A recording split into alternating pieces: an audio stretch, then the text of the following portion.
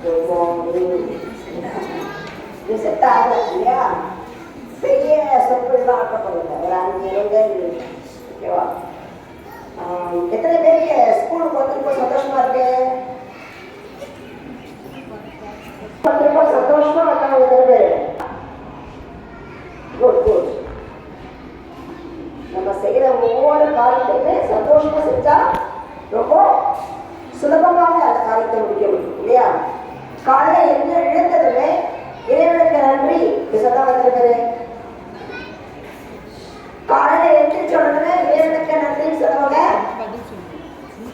சொல்லுவியா? போன சொல்லி கொடுத்தா இல்லையா? ஒவ்வொரு நாளும் இறைவனுக்கு நன்றி சொல்லணும். அதனால இந்த புதிய கல்வியாளர் கொடுத்த இறைவனுக்கு நன்றி சொல்லணும் இல்லையா? முதல் நாளை கொடுத்த கடவுளுக்கு நன்றி சொல்லணும். நமக்கு நல்ல பள்ளிக்கூடம் கொடுத்த இறைவனுக்கு நன்றி சொல்லணும். நல்ல ஆசிரியர்களை கொடுத்த இறைவனுக்கு நன்றி சொல்லணும்.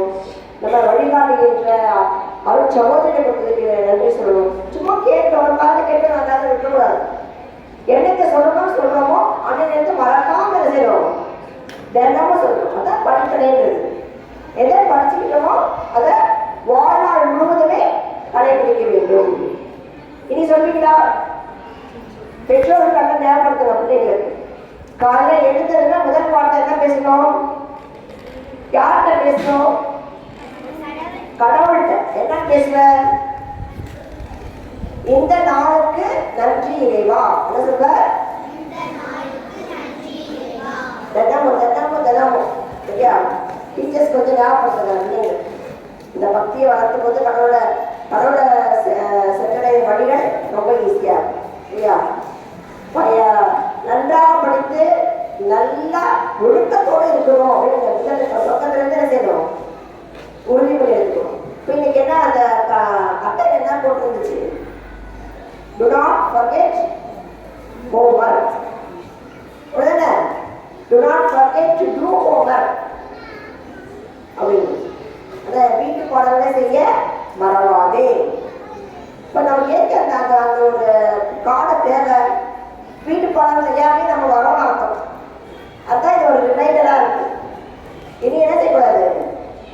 செய்யாமல் உள்ள நுழையவே கூடாது. நானாக ஸ்டூடெண்டாக இருக்கும்போது நான் வீட்டிலேருந்து ஸ்கூல்லேருந்து வீட்டுக்கு போனால் எனக்கு திண்ணையாக இருக்கும். அவங்க உட்காந்து ஹோம்ஒர்க்லாம் எழுதி முடிச்சு தான் வீட்டுக்குள்ளே போவேன். அப்போ தான் நிம்மதியாக இருக்கணும். அதுமாதிரி நீ அப்படி செய்ய வேண்டாம். நீங்கள் போயிட்டு கொஞ்சம் உட்காந்து கொஞ்சம் சாப்பிட்டுட்டு முதல்ல ஞாபகம் என்ன வரணும்? ஹோம்ஒர்க் செய்யணும். குட்டீஸ் எல்லாம் செஞ்சுருக்கீங்க. ஹோம்ஒர்க் செய்யணும் நினச்சி செஞ்சுட்டு அப்புறம் ஓகே. ஸ்கூலுக்கு வரும்போது நல்ல பேர் வாங்க வாங்க வாங்க வாங்க நம்ம தான் அவங்க வாழ்க்கையில் உயர்ந்துட்டே போகும். ஒரு தடவை இந்த போட ஹோம்ஒர்க் செய்யாத அப்படின்னு லேட்டு போட்டுட்டாங்க என்ன செய்வாங்க? அதே மாதிரி தான் கடைசி வரைக்குமே இருக்காது. என்ன இது? நல்லதை செய்யணும், நல்லதை பேசணும், நல்லதை சிந்திக்கணும். அந்த ஞாபகம் இருந்துச்சுன்னா கடவுள் நம்மளை தொடர்ந்து வழி நடத்துவார். சரியா? இப்ப ஸ்கூலுக்கு போறீங்க, பல மக்களை பார்க்குறீங்க. எல்லாரும் ஒரே மாதிரி இருக்காங்களா? பதில் சொல்ல மாட்டேங்க. யாருன்னு கேக்குதா? என்ன பதில் சொல்லு. நாம உங்க ஸ்கூல்லயே நிறைய பிள்ளைங்களை பார்க்குறீங்க. வெளியில போனா நிறைய மக்களை பார்க்குறீங்க. எல்லாரும் ஒரே மாதிரி இருக்காங்களா? ஒரே மாதிரி இருக்காங்களா? இல்ல. சரியா? அதுக்கு விளக்கத்துக்கு ஒரு சின்ன ஒரு ஸ்டோரி. காக்கா எப்படி இருக்கு? இதெல்லாம் காக்கா முடியும். காக்கா முடியுமா? காக்கா கருப்பு கலர் இருக்கு. அது தன்னை நினைச்சு வருத்தப்படுது. எல்லா படைப்பு கடவுள் நல்லா கலரா பிடிச்சிருக்காரு, நம்மளை கூட கருப்பா படிச்சிருக்காரு அப்படின்னு நினைச்சிட்டு வருத்தப்பட்டு இருக்கு. வருத்தப்பட்டு உட்காந்து இருக்கும்போது அந்த சைடு ஒரு வாத்து வருது. வாத்து என்னதான் இருக்கும்? வெள்ளை கலர் இருக்கு. அப்ப அந்த காக்கா வந்து அந்த வாத்தை பார்த்து சொல்லுது, நீங்க எவ்வளவு அழகா இருக்க, எனக்கு நீங்க என்ன கடவுள் இப்படி படிச்சுட்டாரு, நீங்க ரொம்ப அழகா இருக்கீங்க அப்படின்னா அதுக்கு சொல்லுது, என்னை விட கிளி அழகா இருக்கும் அப்படின்னு சொல்றாரு. தன்னுடைய படைப்பையா மற்றவர்களுக்கு தன்னை பாராட்டுது. அந்த பாராட்டை அங்கீகரிக்காம என்ன சொல்றது வாத்து? என்னை விட கிளி அழகா இருக்கும், 2 கலர் இருக்கும், டார்க் கிரீனு லைட்னு சொல்லிட்டு 2 கலர் அழகா இருக்கும். அதை போய் கேட்டு பாருங்க. சரி, காக்கா திரும்பி கிளிக்கிட்ட போகுது. போய் என்ன சொல்றது, இவ்வளோ அழகாக கடவுளை படைச்சிருக்காரு. அதே என்ன சொல்லுது, என்ன விட மயில வைக்குது, அது கூட அழகா இருக்கு. அப்புறம் மயில்கிட்ட போகுது காக்கா. அது சொல்லுது, காக்கா காக்கா வந்து மயில்கிட்ட சொல்லுது, மயிலே மயிலே நீ எவ்வளோ அழகா இருக்கிற, பல வண்ணங்கள் கொண்டவளா இருக்கியே அப்படின்னு சொல்லுது. ஆனா மயில் என்ன சொல்லுது, நான் பல வண்ணங்களை கொண்டதா இருந்தாலும் நான் கூட்டுல அடைப்பட்டு இருக்கிறேன். நான் ஒரு ஒரு எல்லைக்குள்ளதான் நாங்க போக முடியும். ஆனா நீ என்ன செய்ய, ஃப்ரீயா நீ எங்க நினைக்கிற இடத்துக்கு பறந்து போடாமே, அந்த சுந்தரம் எனக்கு இல்லையே அப்படின்னு சொல்லிச்சான். அப்பதான் காக்காக்கு புரிஞ்சிச்சான், தனக்கு கடவுள் கொடுத்த கொடை என்ன என்பதை கொடுத்துட்டு, அப்படியா இப்பதான் புரியுது. ஆமா, உங்களை விருந்தீங்கன்னா கூண்டுல அடைப்பிடுவீங்க, ஒரு எல்லைக்கு வந்தீங்கன்னா தத்துவப்படுவீங்க. ஆனா என்னை யாருமே நடத்த மாட்டாங்க இல்லையா, எல்லா இடத்துலையும் நான் இஷ்டத்துக்கு பறந்து செல்லலாம். அது புரிஞ்சு என்ன செஞ்சான், கடவுள் என்ன எனக்கு தகுந்த மாதிரி படைத்திருக்காரு. பார்வைக்கு நான் நல்லா இல்லைன்னா கூட உணவு பூர்வமாக சுதந்திர பறவையாக இருக்கிறேன். அது சொல்லிட்டு சந்தோஷப்பட்டுச்சான். அதே மாதிரி நாம ஒவ்வொருத்தரும், ஒருத்தர் கருப்பா இருப்பாங்க, ஒருத்தர் வெள்ளையா இருப்பாங்க, ஒருத்தர் குட்டையா இருப்பாங்க, நெட்டையா இருப்பாங்க. நம்ம தோற்றத்தால யாரையும் கணிக்க கூடாது. நீ என்ன நினைச்சுக்கணும், கடவுள் என்னை எப்படி படைத்தாரோ அப்படியாக நான் நன்றாக இருக்கிறேன். என்னை விட அழகானவர்கள் உலகில் இல்லை. எப்ப நமக்கு கஷ்டம் வரும், எப்ப நம்ம மனசுல சோகமா இருக்கும், மற்றவங்களோட நம்மை ஒப்பிட்டு பார்க்கும் பொழுதுதான் இல்லையா.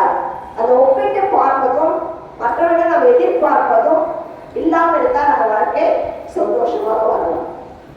கடவுள் என்னை எப்படி படைக்க வேண்டும் என்று நினைத்தாரோ அவ்வாறு படைத்திருக்கின்றார்.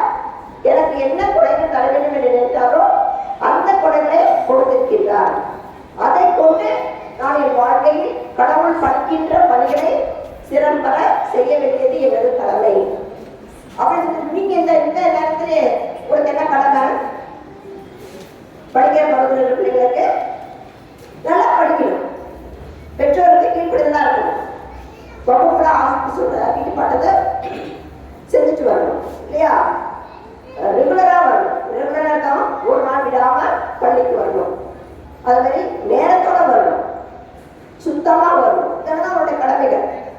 அதெல்லாம் சரிவர செஞ்சீங்கன்னா கடவுளுக்கு விருப்பமான பிள்ளைகளா இருப்பீங்க. ஆசிரியர்களும் சரி மாணவர்களுக்கும் சரி, நம்ம செய்யற எந்த காரியமா இருந்தாலும் ஏற்கனவே ஆசிரியர்களுக்கு சொல்ல, அதேதான் மாணவர்களுக்கு சொல்ல, நம்ம செய்யற செயல் கடவுளை மகிமைப்படுத்தக்கூடியதாக இருக்கணும், இன்னொன்னு பிறருக்கு உதவக்கூடியதாக இருக்கணும். அதை தாண்டி நம்ம பேசுற பேச்சும் நம்ம செய்யற நடத்தையும் பிறரை புண்படுத்துற மாதிரி இருந்தா நீ கடவுளே பிள்ளை இல்லை. புரியுதமா? எந்த காரியத்திலும் நினைச்சு பார்க்கணும், இது கடவுளுக்கு பிடிக்குமா, கடவுளை மகிமைப்படுத்துமா, இல்ல பிறரை முன்படுத்துமா, இல்ல சந்தோஷப்படுத்துமா அப்படின்னு யோசிச்சு பார்த்தா அந்த காரியங்களை மட்டும் செய்யும் பொழுதுதான் கடவுளுக்கு நம்ம பிரியமான பிள்ளைகளாக வாழ முடியும். அவருடைய ஆசீர்வாதங்கள் அபரிமிதமாக நம்மோடு இருக்கும். அவர் நம்மோடையே பயணம் செய்து நம்ம சென்றடைய வேண்டிய எல்லையை போய் செய்ய முடியும். சரியா? ஆனால் காலம் எடுத்ததுமே கடவுளுக்கு முக்கியத்துவம் கொடுங்க, நன்றி சொல்லுங்க, உங்களுக்கு தேவையான வரங்களை கேளுங்க. சரியா? சரி, இப்ப டீச்சர்ஸ் சொன்னாங்க உங்களுக்கு புரிஞ்சுச்சான்னு தெரியல. மத இடத்தை மாற்றமாகி வேற இடத்துக்கு போறேன். எத்தனை பேர் புரிஞ்சுச்சு? புரிஞ்சா?